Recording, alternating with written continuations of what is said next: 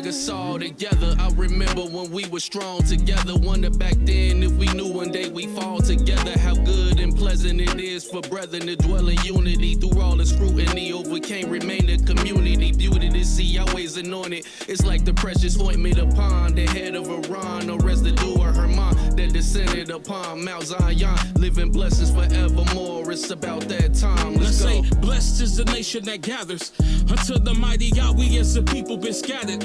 Until our pride drop as the dude that ran down Aaron's beard. We YAHWEH's weapon of war when all together we spears. Let's cry aloud, exalt the Holy One in heaven. Return to his laws, statutes, and judgments. Our only message, we pay reverence to his sanctuary. Praise Yah at all times until his messengers will see eye to eye. Oh, how good. How good, how good is it when all of us can dwell together in unity? How good is it when all of us can dwell together? Whoa, it's like the ointment upon the head that run down, even on Aaron's bed. It's like the ointment upon the head that run down the skirt of his garments. It's like the dew that descends from the hills of Mount Zion. The dew, UNITY forevermore. Unity is life forevermore. Forevermore. I remember that first day I walked into that brown building. I remember the first day, that's where I get my spiritual healing. I remember hearing David and the 12 tribes bringing fire. Who would have known it 10 years later I'd be singing higher? You got there at 3 o'clock and it was standing room only. My heart just leaves my soul because that building now so lonely. Members Zebulon and Absalom and Hezekiah, Ema Peora, Mother Mary, can't forget Tobiah. When 4 o'clock came, Mowreh, Elesha at that top door. Brother Dan and Elder Dinah, my spirit getting fed more. But then we went and split that. I pray that we can get back the unity in Cincinnati, man. I swear I missed that. Come on, like how good is it when all of us can dwell together in unity? How good is it when all of us can dwell together? Whoa, it's like the ointment upon the head that run down, even on Aaron's bed. It's like the ointment upon the head that run down the skirt of his garments. It's like the dew that descends from the hills of Mount Zion. The dew, UNITY forevermore. Unity is life forevermore. Forevermore.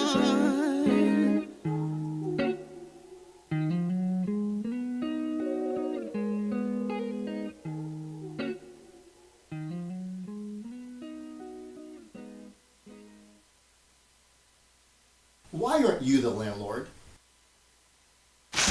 Need a free.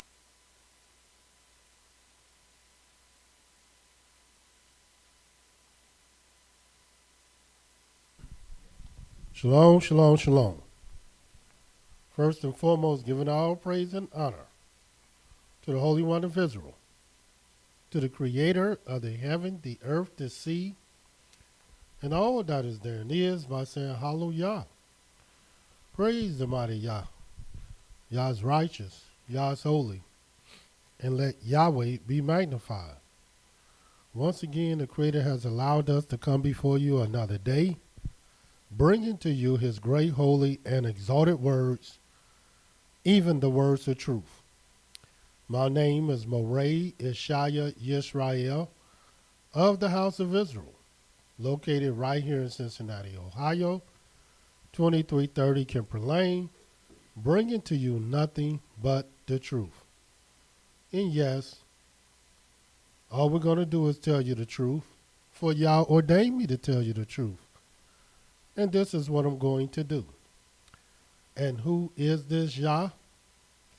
Yah is the creator of the heaven, the earth, the sea, and all that is therein is. Yah is the Elohim of our fathers, the Elohim of Abraham, Issac, and YisraEL, whom you may know as Abraham, Isaac, and Jacob. Yah is our king. He's our judge. He's our lawgiver. And Yah is our only Savior, and not just of Israel. Yah is the Savior of the world.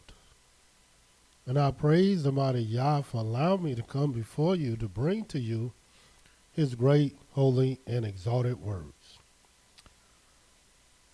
Today we will be dealing with the book of Proverbs. The understanding of the book of Proverbs and how relevant it is to your increase in knowledge, the knowledge of Elohim, and to your everyday life. Little do people know these books was written with purpose as well as with meaning. And we're going to tell you the meaning of Proverbs. And we're going to give you the purpose of Proverbs. But the first thing I want you to know is what is written in the book of 1 Kings, the fourth chapter, dealing with Proverbs. That's 1 Kings,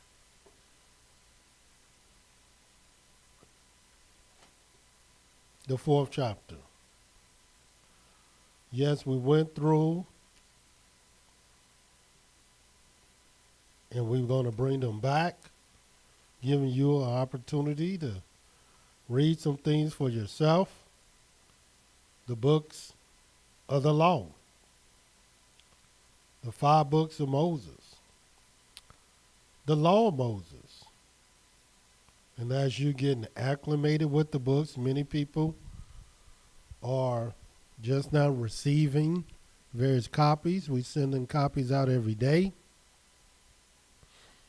And we want you to get acclimated with the books and study them. And we're going to study right along with you. Or you can study right along with us. But we can't stop there. Because there's other books that, as you will see, and as you will learn in the scriptures, here it is. People ask me about the book of Jubilees and the book of Enoch. The book of Jasher, as well as the Talmud, other books. These books, not only the Most High himself, Yahweh himself don't speak in, but Yahweh did not inspire anyone to write these books. And how do I know that? Because many of these books, all of them that I found, in some way, shape, or form, contradicts the Holy Scriptures. They will have something there present that goes against the word of Yahweh. That don't mean it don't have good things in the books, but it does mean they're not inspired by the Most High. But the book of Proverbs is inspired. And let me show you how I know for a fact that it's inspired. The book of Proverbs, the Hebrew word for Proverbs is mashal. Of course, they translated Proverbs. But I'm going to show you the true meaning of Proverbs. But before I do that, in the book of 1 Kings, the 4th chapter, this is what it says in the 32nd verse. Let's start at 29. And Elohim gave Solomon wisdom and understanding exceedingly much, largeness of heart, even as the sand that is on the seashore. And Solomon's wisdom excelled the wisdom of all the children of the east country and all the wisdom of Egypt. For he was wiser than all men, than Etan the Ezrathite, Heman and Kakol, and Darda, the sons of Mahol. And his fame was in all nations round about. And he spoke 3,000 proverbs. 3,000. And his songs were 1,005. And his wisdom, of course, did not stop there. Watch what it says. That's why not only if you read the book of Proverbs, which is his writings, and also read the book of Ecclesiastes, which is his writings, but also the Songs of Solomon, which also are the writings of King Solomon. But further it says, and he spoke of trees, from the cedar tree that is in Lebanon, even to the hyssop that springs out of the wall.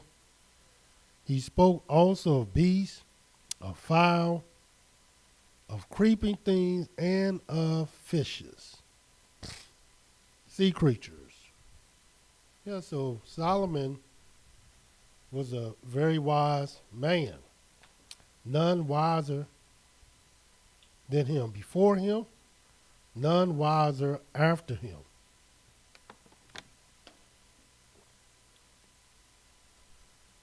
So, a man with this much wisdom, should not we stop and try to learn the various wisdom that he wrote? Sure, we should. The scriptures say, a wise man attained unto wise counsels.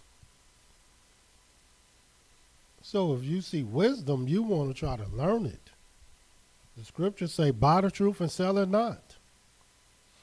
So you want to get as much wisdom as you can. And this is the wisdom of Proverbs. Proverbs 25.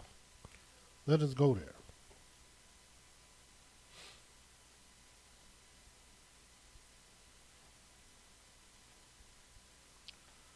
In the book of Proverbs 25,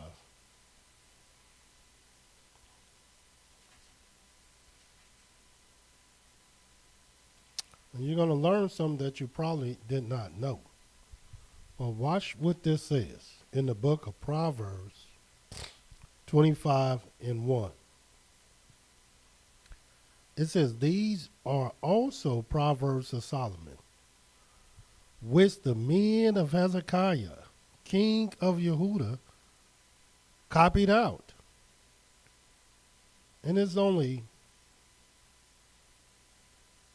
3 things I've seen in the scriptures. Really only 2 things. But we're going to say 3 for the sake of argument. Excuse me. I may have a little cough, but everything is good. There's only 3 things that I've seen copied in the scriptures that's relevant to your salvation. Here, Hezekiah, king of Yehudah, as well as his men, they copied the Proverbs of Solomon. and particularly this particular chapter, they copied. And you want to read this Proverbs 25. Of course, you also know amongst the kings in Deuteronomy 17. So not only the kings copy Proverbs, but by law, they had to copy something else. And you'll read this in the book of Deuteronomy 17. And I can understand why the kings would even copy Proverbs after understanding what the book of Proverbs actually means. Deuteronomy 17, and we're going to read the 18th verse. And it shall be,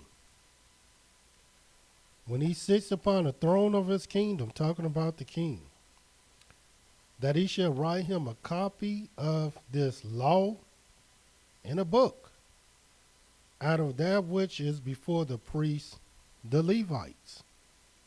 And it shall be with him, and he shall read therein all the days of his life, that he may learn to fear Yahweh his Elohim, to keep all the words of this law, these statutes, and to do them, that his heart is not lifted up above his brother, that he's turned not aside from the commandment to the right hand or to the left, to the end that he may prolong his days in his kingdom, he and his children in the midst of the children of Israel.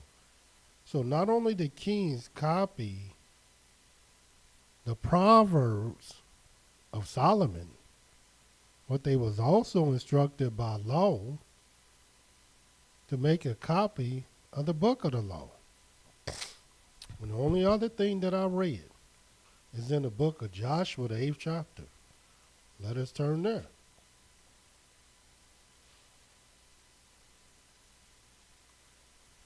In the book of Joshua, the 8th chapter,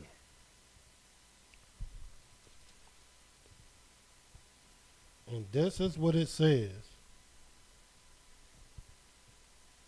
in Joshua, the 8th chapter, the 30th verse.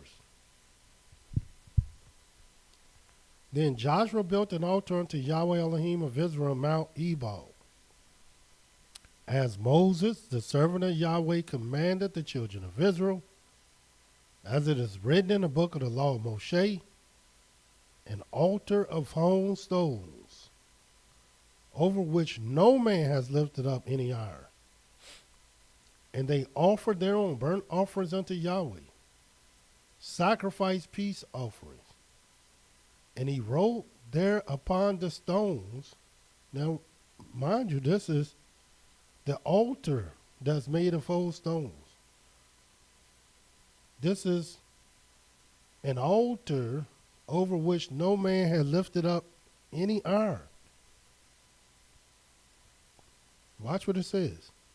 And he wrote there upon the stones a copy of the law of Moshe, which he wrote in the presence of the children of Israel. So not only the copy of the law was written on an altar of stones, the kings had to make a copy of the law, and the kings also made a copy of Proverbs. And of course, it is also true that we put the law on our doorposts. But why Proverbs? Why make a copy of Proverbs? They could have told you to make a copy of any book other than the law. We can understand making a copy of the law, but why Proverbs? I thought Proverbs was just commentary. I thought the book of Proverbs was just some wise sayings by a wise man, but it was nothing that we ourselves should be concerning ourselves with in terms of making a copy. Of course, the kings did. And if it's good for the kings, why wouldn't it be good for us? Well, that's because the word mashal, the Hebrew word mashal, which they translate Proverbs, actually means to rule, to have dominion, to have power.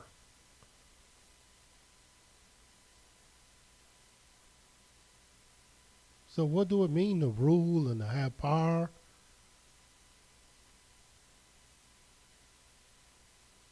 To be supreme in thought. In other words, the book of Proverbs teach you how to rule. Rather, you are ruling a people such as Solomon and the kings did, Hezekiah.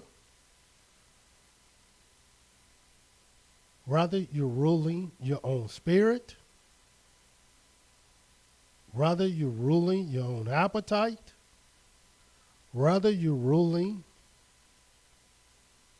whatever it might be. These precepts in Proverbs give you the wisdom as well as the understanding to be a ruler. And our people don't know Proverbs like they should. And they don't know, they see these Proverbs as individual things without understanding that this is the thing that is going to help you to become ruler in dominion over self.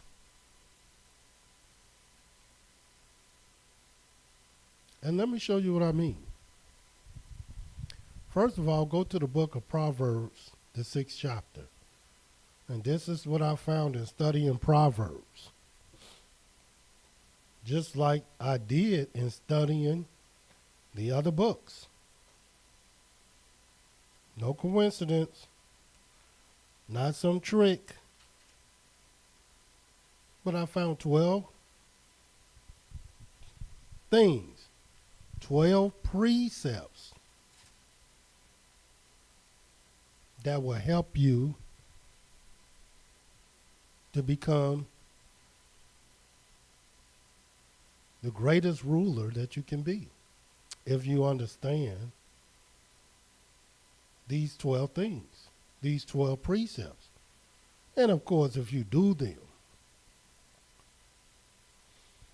Now imagine the very first precept that we're going to see. We're talking about the book of Proverbs. It comes from the Hebrew word mashal. It means to rule and have dominion. The Almighty told man, when he made man, he said, I made you after my image and I made you after my likeness to have dominion over the earth and the fish of the sea and the fowl of the air. We're supposed to be a people that know how to rule. But you just can't rule other people. You got to learn how to rule yourself. You got to learn how to rule your children. You have to learn how to rule your wives. You have to learn how to rule your appetite, your emotions, your feelings. That's what Proverbs teach. Watch this. The very first 12 precepts. Now watch this. Proverbs 6. This is the very first one that I seen. And this is what it says in the 6th and 7th verse. Go to the ant, you sluggard. Consider her ways and be wise. Most people see ants, and the first thing that come to their mind, that come to their consideration, is where's the bug spray? They're not considering and watching and looking at what the ant really is doing. But let's continue reading. And what do the Most High want you to consider? When you consider the ant and you consider her ways, which having no guide, nobody had to guide them, no overseer, nobody had to stand over them to make sure they're doing their work, or ruler, nobody has to rule them, that provides her meat in the summer and gathers her food in the harvest. In other words, an ant knows its purpose. It knows its purpose. And so it works to fulfill its purpose. Just think if we consider that, then we will fulfill our purpose. We will fulfill our purpose as a husband, as a father, as a man, and everything else will fulfill their purpose. If we consider the ways of the ant, one of the smallest things that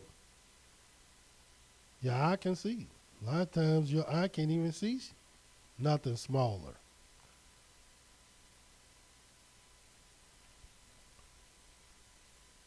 Number 2, let me show you something else that Proverbs will teach you. Because the Proverbs is teaching you how to rule. So nobody should have to stand over you and say, man, do this, do that, do this, do that. But as you all know, if you don't do that, certain things just ain't going to get done. Nobody should have to guide you through everything in life. At some point in time, you're going to have to flap your own wings. And yes, you will fall. Yes, you might get hurt. But you're going to learn. You're going to grow. And you're going to be self-sufficient and self-reliant.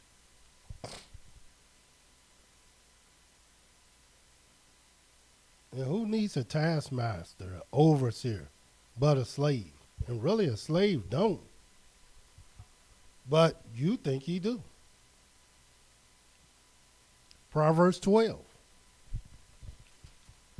And we're going to try to get to these 12 things. Number 2.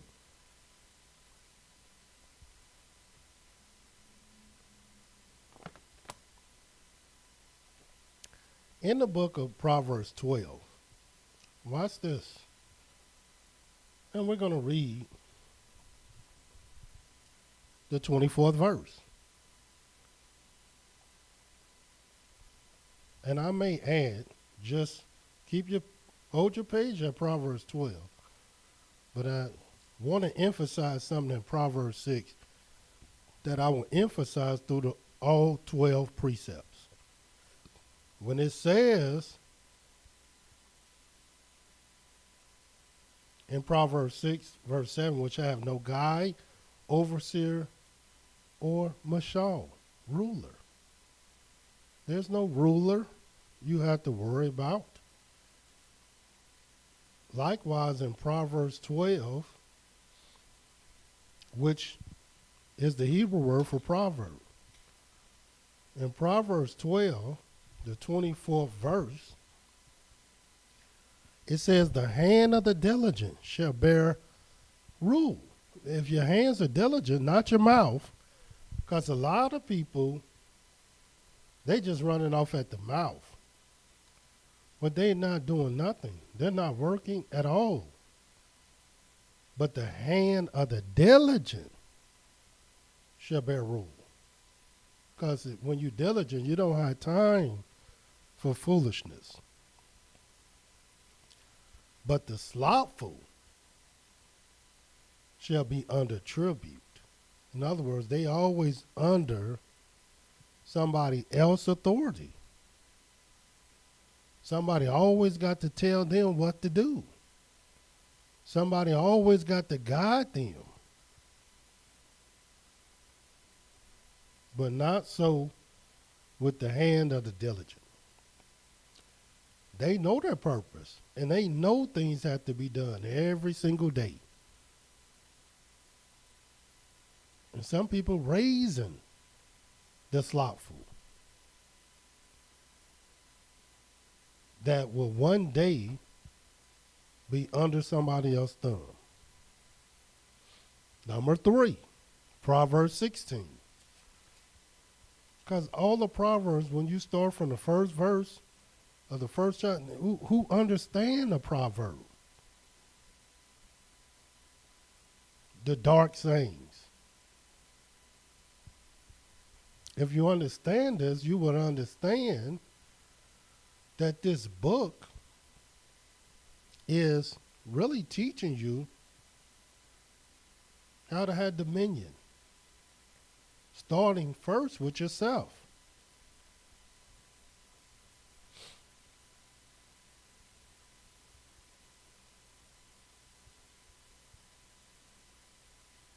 Watch what this is. Proverbs 16. And we're going to read the 32nd verse. He that is slow to anger is better than the mighty. And you know who the mighty is. But you slow to anger, you better than the mighty. And he that rules his spirit than he that takes a city. And a lot of us just get caught up in emotions. We get angry quick. We get mad. We hear things, and then all of a sudden, we're messed up. Things happen. We're messed up. And it's only because we had not learned to control self. And that's what Proverbs will teach you. How to have dominion. How to control things. Not just yourself, but the people that might be under you. The spirits the people that might look up to you. But if you have no control, we're going to see what happens when you don't have control. And we as a people, we need self-control. That's why I just start studying the ant. Start there. Why start there? Because an ant don't have to worry about no guide, overseer, or ruler. In other words, it already know its purpose. And this is what you got to learn, your purpose. While you striving with other people, what are you striving with other people for? When you yourself have a purpose that you got to concern yourself with every day. You wasting time striving with somebody else. And you have purpose. Is that your purpose, to strive with people? Well, that's why the third thing is, he that is slow to anger is better than the mighty. And if you want to be mighty, you would think everybody want to be mighty. But in truth, everybody don't want to be mighty.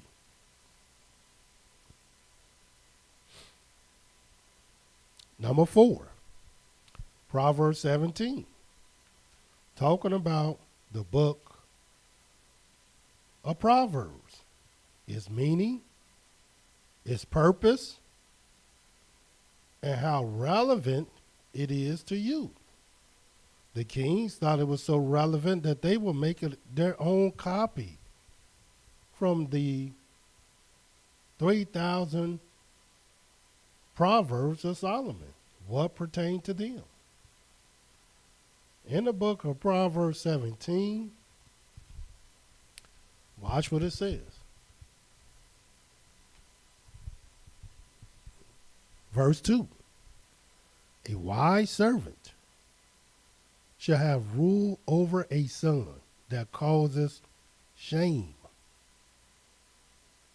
and shall have part of the inheritance among the brothers. Y'all understand what this is saying? In other words, you might have your sons, right? But your son may cause shame.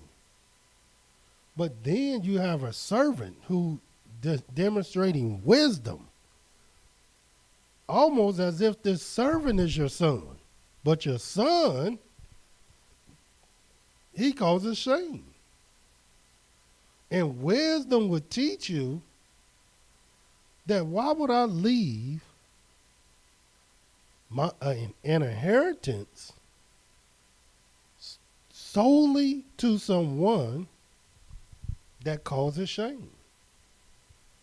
I need to get part of this inheritance to my wise servant. Why? Because he will do some good with it. He will make some good out of it. And there's a great chance my name will live on in not infamy, but in righteousness. And why? Because he's a wise servant. And he will have rule over a son that causes shame. It happens all the time. Because oftentimes people, especially children, but not just children, it's not limited to them. There are people that's in your family that think that you're supposed to do what you do. In other words, it's like they inherited things that they really didn't inherit. You're supposed to do this for me. You're supposed to give me that. You're supposed to this. You're supposed to that. And they take for granted gifts and life issues that you might give them. But then you have someone that's not connected to the family in that blood way, and they will appreciate everything they get. But why don't your own children appreciate it? Is it your fault? Or is it their fault? Well, it looks here that it might be possible. That is your fault. And why? And not all the time, though, your fault. But you have to learn how to rule. And we're going to, as we go down to continue number, you'll see where it is a possibility it's your fault. And where are we? That was number 4. Number 5. Proverbs 19.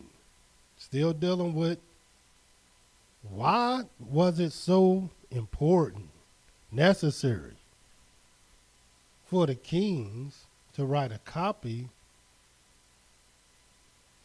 of the Proverbs that Solomon spoke. Well, they knew this was a prescription to learn how to rule, to have dominion. And we're supposed to have dominion over the earth. And how can you have dominion over anything and you don't even have dominion over yourself?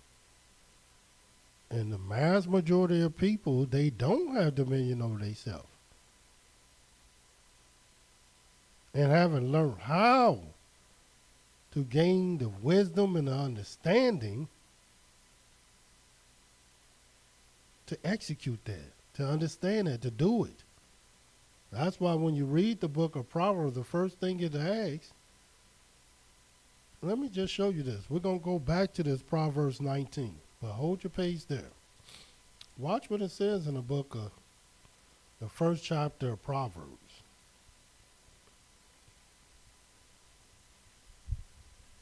It says in the very first verse, the Proverbs of Solomon, the son of David, king of Israel, to know wisdom and instruction,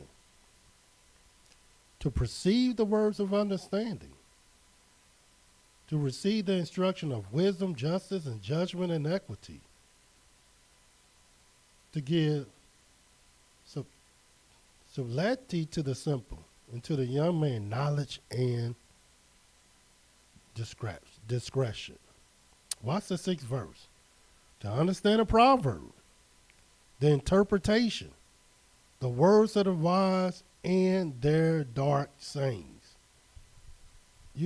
To understand this, you got to learn how to have rulership.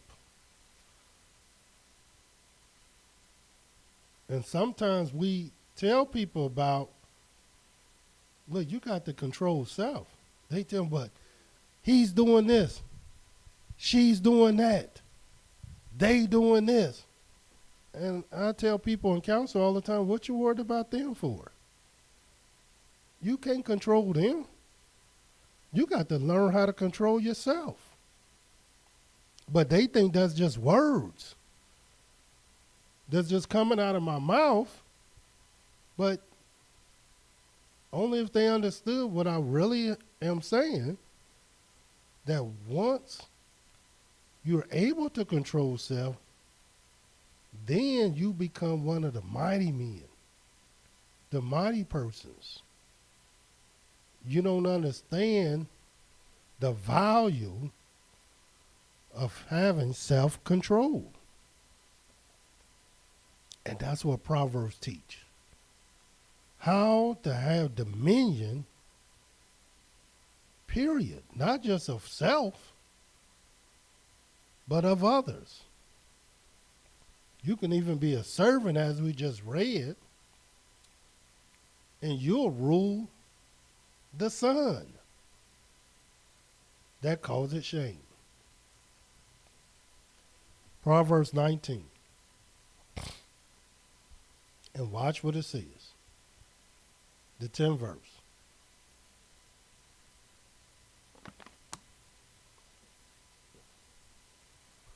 Delight is not seemly for a fool,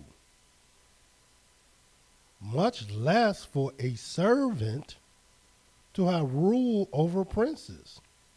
Here it is. We just read that a wise servant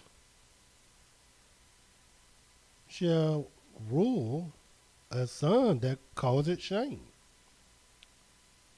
But the only way that can happen, that's not the way it's supposed to be. That happens because, one, you got a wise servant. But number two, you got a son that causes shame. And that's the problem. It's just like women. Women, they might have a husband, and then you have some other women out there that don't have a husband, and then the woman that got the husband causes shame. It ain't rocket science. Some of y'all women know that y'all married and y'all cause it shame. The husband try to let you know, but you're not listening. And you got a woman that shows wisdom. And then you wonder why they pay attention to somebody else. It's just like the son that calls it shame, but a servant that is wise. Surely he's going to get part of that inheritance. But that's not how it's supposed to be. How it's supposed to be, here it is in the 10th verse, delight is not seemly for a fool. In other words,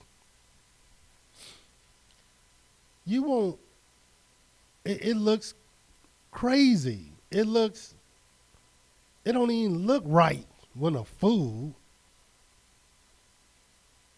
try to do something real good. You might be happy, but at the end of the day, delight is not seemly for a fool.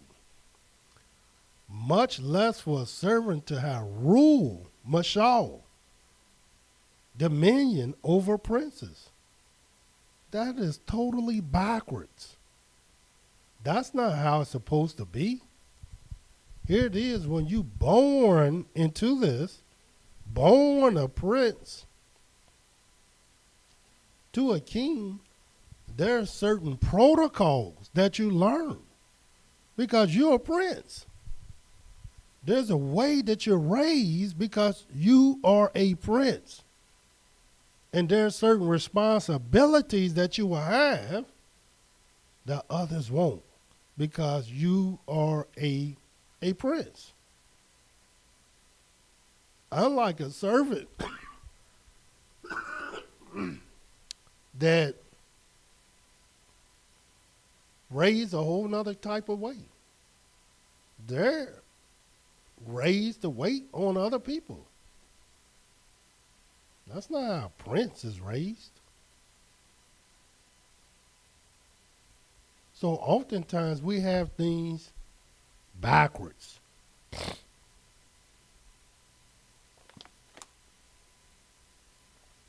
And what number are we on? Number 6. Watch what it says. Proverbs 22.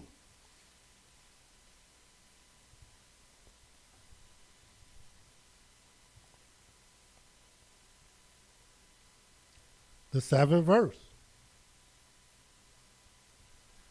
It says, the rich rules over the poor, and the borrower is servant to the lender. So it don't take a rocket science just to understand this. The rich rules over the poor. He got money. He can do things. He can tell the poor, look, run to the store and get me this. And the poor going to do it because he can pay him. Clean my room. Wash my floor. Wash my car. See, he can do that because he got the money. This is how the rich rules over the poor. He can have him do just about anything because he has the riches. But just like that, the borrower is servant to the lender. So if you borrowing all the time, rest assured, the lender is going to rule over you. So be careful in who you're borrowing from, because you will become their servant. And you definitely don't want to borrow all the time. Number 7. Proverbs 23. And this is something you want to really take note. Watch what it says. And what are we talking about? The book of Proverbs. Mashal. This book is dedicated to kings.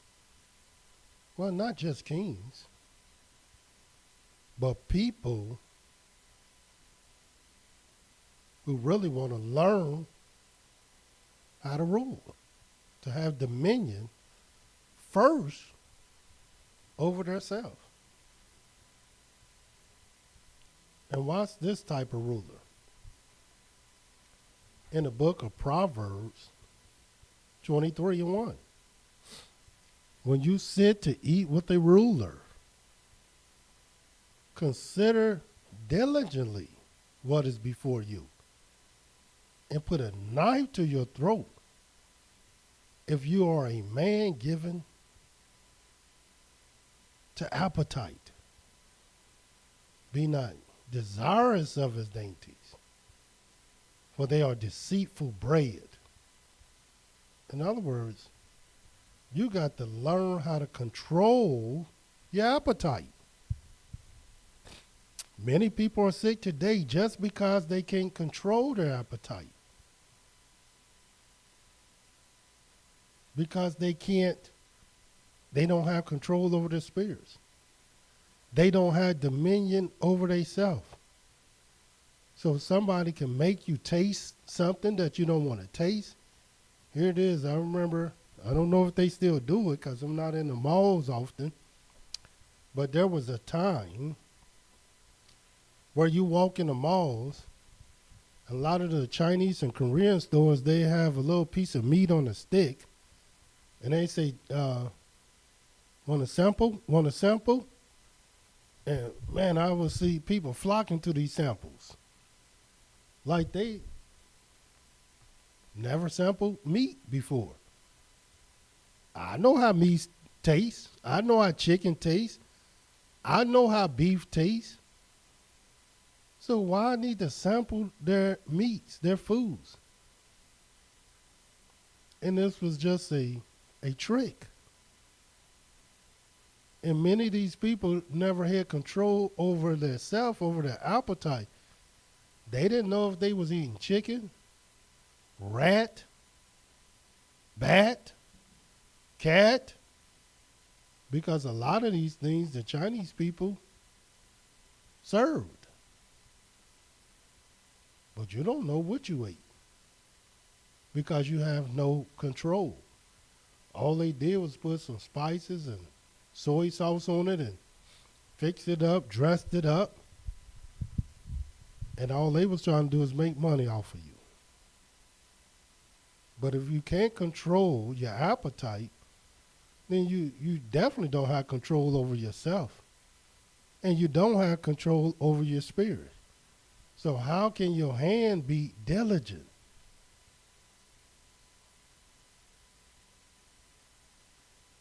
This is how you have dominion. This is how you learn how to rule. Number 8. Proverbs 25. Watch what it says.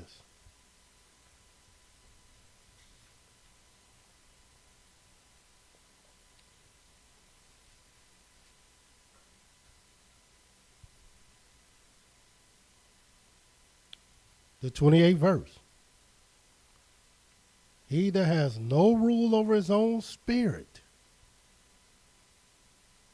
and many don't, is like a city that is broken down and without walls. In other words, anything can attack you. Anything. And anything will attack you. You can hear something, you're mad. You can see something, you're mad. In other words, you don't need to know the whole truth. But now you're mad because you've been attacked by your ears. You're being attacked by what you see.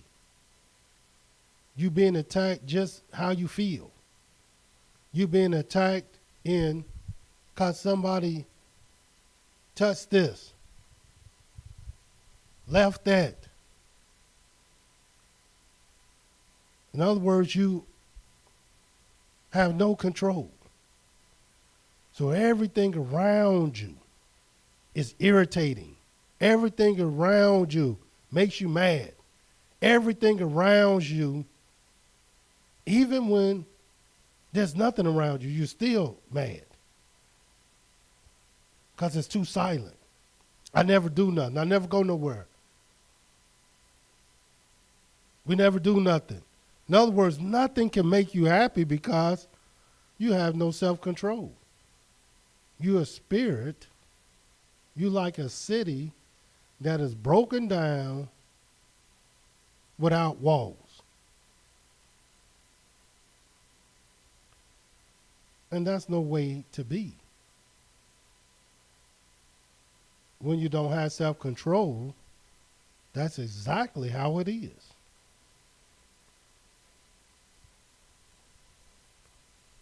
Number 9.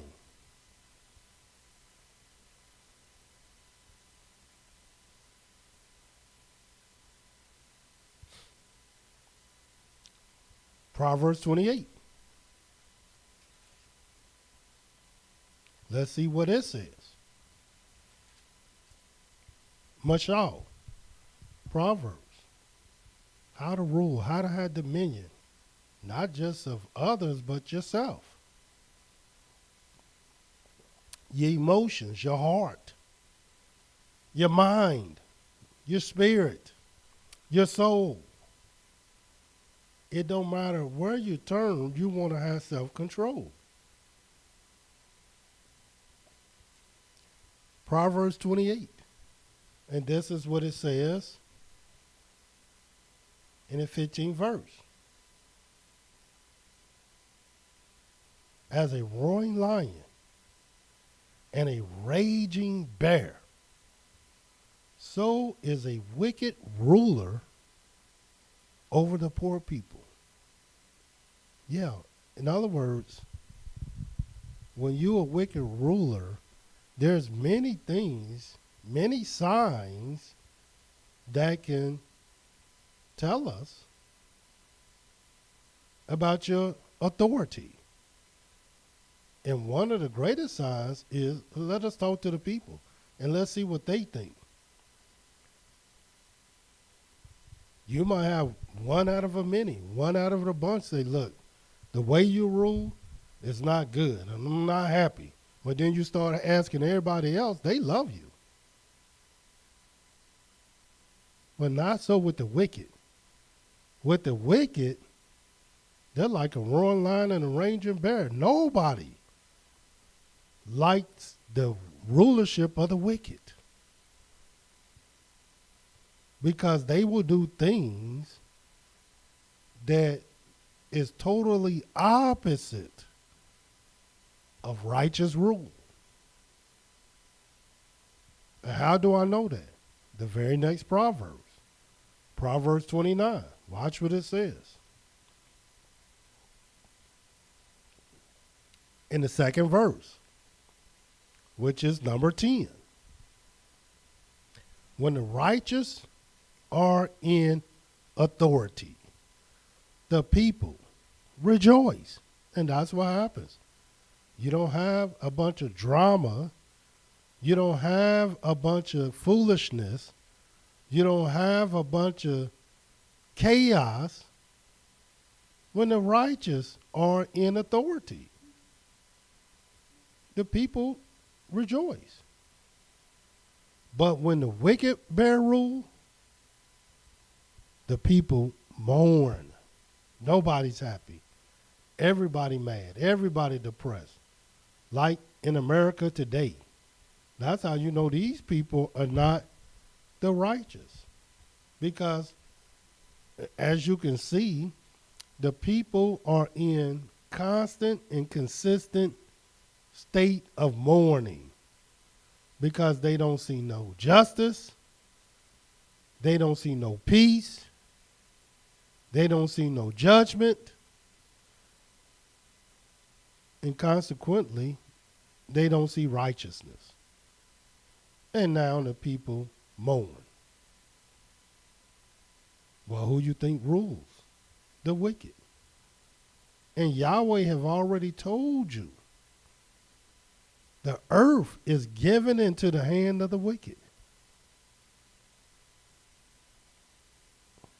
If not, where is he? In other words, where's the judges?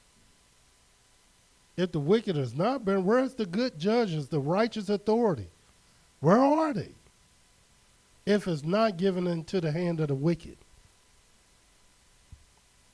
This same Proverbs 29, the 11th precept, watch this, the 12th verse. If a ruler listen to lies, all his servants are wicked. In other words, again, a ruler, somebody has dominion, mashal, they got to have self-control. You got to, even if you hear things, you got to be able to establish the thing. No matter what you're hearing, no matter what you're seeing, it still got to be established. But a ruler, if a ruler listens to lies,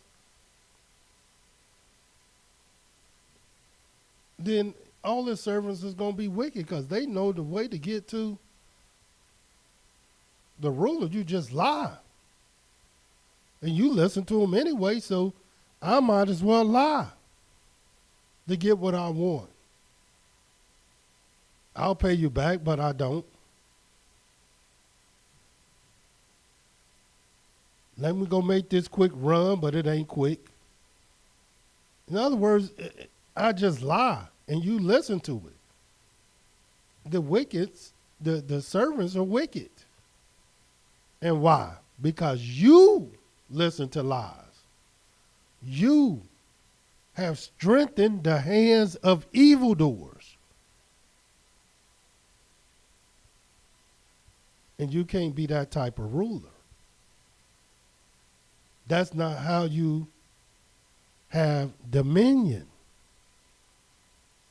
Likewise, in this book of Proverbs, the 29th chapter, this is what it says, and this is the 12th thing. And this 12th precept is probably my most favorite precept of the precepts to understand how to rule. Proverbs 29 and 26 says, many seek the ruler's favor, but every man's judgments come from Yahweh. Here it is. You concern yourself with the ruler. For what? That ain't where judgment's going to come from anyway. And you caught up in the wrong one, the wrong ruler, the wrong person, the wrong thing. Mad at him, mad at her, mad at them. And that's not where judgment comes from anyway. It comes from Yahweh. And you trying to please them, and when they ain't pleased, then you mad. You think they wrong. Well, I ain't doing this no more. Well, you should have been trying to please Yahweh anyway. Because if you just tried to please Yahweh, should not that be enough to please anyone else? And if that's not enough to please anyone else, then what can you do anyway? You did your best to please Yahweh. And if they're not pleased with that, they're not worthy to be pleased anyway. Your judgment don't come from them. It comes from Yahweh. And in the end, while you messing around with them, you yourself are being judged. When, my beautiful brothers and sisters, when are you going to learn self-control? When will you learn to have dominion over self? Because if you don't learn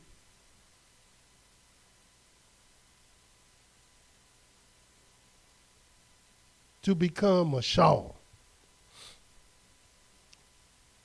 which just simply means to rule, to have dominion, to have power within yourself that nobody else can take from you, because they don't control you anyway. You can be a servant, but you still have the power to control self.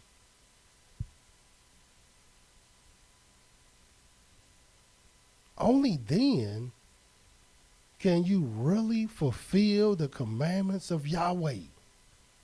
This is what Solomon wants you to know.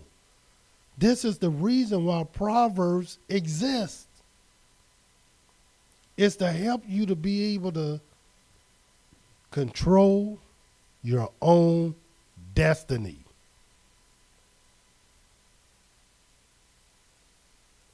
The book of Proverbs. So not only we bringing you the book of the law, but we will bring these other books so that you can become a better you. So until tomorrow, Yahweh love you, and so do I. Shalom.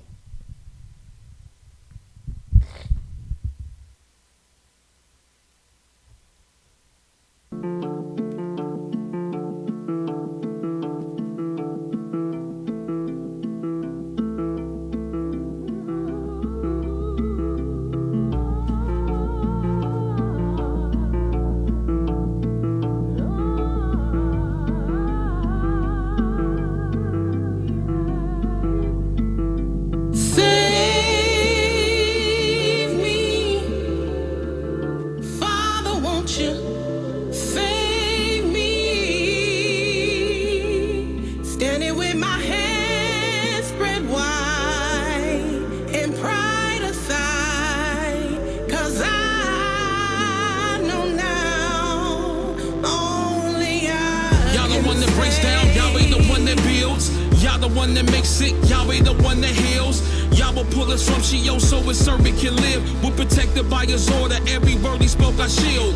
He's the one that goes before us in the battlefield. We his wife and sons and daughters, service to YisraEL. He give men for our lives. Strength to those who trust in him. He show of us his word. The nation drop in the bucket, man. No need to trust a man to make flesh or arm. 'Cause Yahweh know the heart, so who's crying out? Restore. Only a small number, the remnant remain calm. While the nations panic quickly, be fasting for holy law.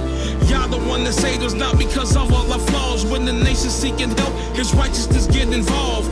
All we have to do is walk humble before our Yah. Y'all been giving us the number, just waiting for us to call on Yah. Ooh, my Yah. Oh, I need you to save me. Oh, she me. Please, Yahweh, save me.